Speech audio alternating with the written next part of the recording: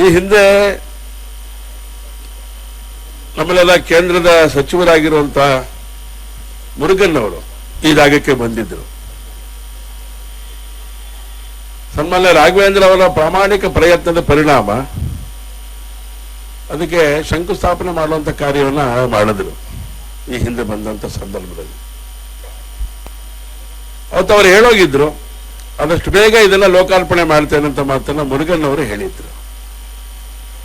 ಲೋಕಾರ್ಪಣೆಯನ್ನು ಮಾಡಲಿಕ್ಕೆ ಶಿವಮೊಗ್ಗ ನಗರಕ್ಕೆ ಬಂದಿದ್ದಾರೆ. ಅವರಿಗೆ ನಿಮ್ಮೆಲ್ಲರ ಪರವಾಗಿ ಮುರುಗನ್ ಅವರಿಗೆ, ನಮ್ಮೆಲ್ಲರ ಆತ್ಮೀಯ ಸಚಿವರ ಮುರುಗನ್ ಅವರಿಗೆ ಹಾರ್ದಿಕವಾದಂತಹ ಅಭಿನಂದನೆಗಳನ್ನ, ಕೃತಜ್ಞತೆಗಳನ್ನ, ಸ್ವಾಗತವನ್ನ ನಾನು ಬಯಸ್ತಾ ಇದ್ದೇನೆ. ಬಹಳ ಸಂತೋಷ ನಮಗೆ. ಈ ವೇದಿಕೆ ಮೇಲೆ ಉನ್ನತ ಅಧಿಕಾರಿಗಳು ಕೂಡ ದೆಹಲಿಯಿಂದ ಬಂದಿದ್ದಾರೆ. ನಮ್ಮ ಜಿಲ್ಲಾ ಅಧಿಕಾರಿಗಳು ಇದ್ದಾರೆ, ಜಿಲ್ಲಾಧಿಕಾರಿಗಳು, ರಕ್ಷಣಾಧಿಕಾರಿಗಳು ಕೂಡ ವೇದಿಕೆ ಮೇಲೆ ಉಪಸ್ಥಿತಿದ್ದಾರೆ. ಮಾಜಿ ಶಾಸಕರಾದಂಥ ಕುಮಾರಸ್ವಾಮಿ ಅವರು ಕೂಡ ಇದ್ದಾರೆ. ಚೇಂಬರ್ ಆಫ್ ಕಾಮರ್ಸಿನ ಅಧ್ಯಕ್ಷರು ಗೋಪಿನಾಥ್ ಅವರು ಕೂಡ ಇದ್ದಾರೆ. ಎದುರುಗಡೆ ಕೂತಿರುವಂತ ಅನೇಕರು ಬಹಳಷ್ಟು ವರ್ಷಗಳಿಂದ ಕೆಲಸ ಮಾಡಿದಂಥವ್ರು.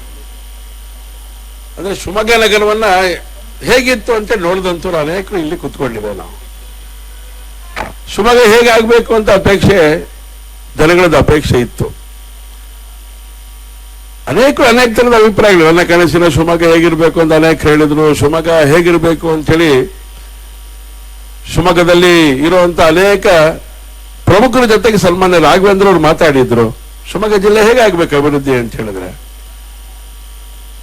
ಅವತ್ತೇನು ಹಣ ಸಿಗತ್ತೆ ಅಂತ ಅನ್ಕೊಂಡಿರ್ಲಿಲ್ಲ ಅಭಿವೃದ್ಧಿಗಳಿಗೆ. ಆದ್ರೆ ಯೋಚನಾ ಲಹರಿ ಇತ್ತಲ್ಲ ಸನ್ಮಾನ್ಯ ರಾಘವೇಂದ್ರ ಅವ್ರದ್ದು, ಅದು ಆ ಹಂತದಲ್ಲಿ ನಡೆದಿತ್ತು. ಸುಮಾರು ಒಂದು ಅರ್ಧ ಬೆಳಗ್ಗೆ ಸೇರಿ ಸಂಜೆ 5 ಗಂಟೆ ತನಕ ಕೂಡ ಶಿವಮೊಗ್ಗ ಜಿಲ್ಲೆ ಹೇಗಿರ್ಬೇಕು ಅಂತ ಯೋಚನೆ ಮಾಡುವಂತ ಒಂದು ಸಭೆ ಇದೆಯಲ್ಲ, ಇವತ್ತು ನನ್ನ ಕಣ್ಣಿಗೆ ಕಟ್ಟಾಗಿದೆ. ಆ ಕೆಲಸ ಮಾಡಬೇಕು ರಾಘವೇಂದ್ರ ಅವರು. ಹೀಗೆ ಯಾವ್ಯಾವಾಗ ಏನೇನು ಸಿಗುತ್ತೋ ಅದನ್ನು ತರುವಂತ ಕೆಲಸ ಮಾಡಲಿಲ್ಲ ರಾಘವೇಂದ್ರ ಅವರು. ಏನು ಬೇಕು ಶಿವಮೊಗ್ಗ ಜಿಲ್ಲೆಗೆ ಯೋಚನೆಯನ್ನು ಮಾಡಿ ಯೋಜನಾಬದ್ಧವಾದಂತ ನಿರ್ಣಯಗಳನ್ನು ಮಾಡಿಕೊಂಡು ಅದನ್ನು ಫಾಲೋ ಅಪ್ ಮಾಡಿ ತಂದಂಥದ್ದು ಸನ್ಮಾನ್ಯ ರಾಘವೇಂದ್ರ ಅವರು.